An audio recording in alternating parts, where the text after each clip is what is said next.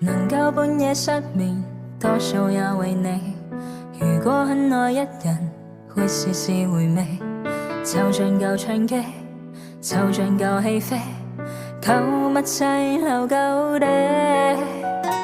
而愛這樣的人，只會記住你，才可保證生存，繼續熱情地。昨日未願飛，夢亦未願飛，停滯着是悶絕嘅。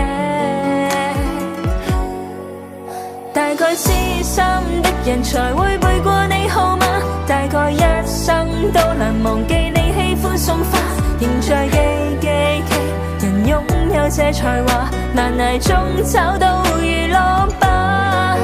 就算分開多年，仍慣用過去密碼，為了一些周年能夠更加緊記他，還未過去嗎？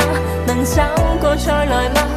要等天放人絕望便放下。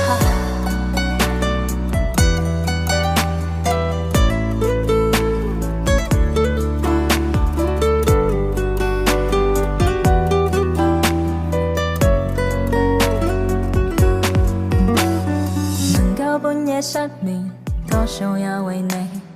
如果很愛一人，會時時回味，就像舊唱機，就像舊戲飛，購物齊留舊地。而愛這樣的人，只會記住你，才可保證生存，繼續熱情地。昨日未願飛，夢亦未願飛，停滯着是悶絕嘅。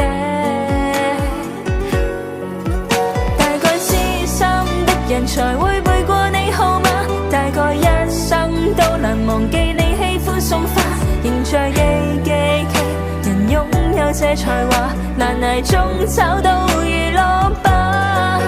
就算分開多年，仍慣用過去密碼，為了一些周年能夠更加緊記他，還未過去嗎？能找過再來嗎？要等天放人絕望便放下。大概痴心的人才會用愛過度嗎？大概一生都難忘記你喜歡送花，仍在記起人擁有這才華，難捱中找到娛樂吧。是最親的戀人才會背過你號碼，用最傷的保存能夠永不失去嗎？沉沒這過去，縫補了再融化，再分身都愛着吧，別放下。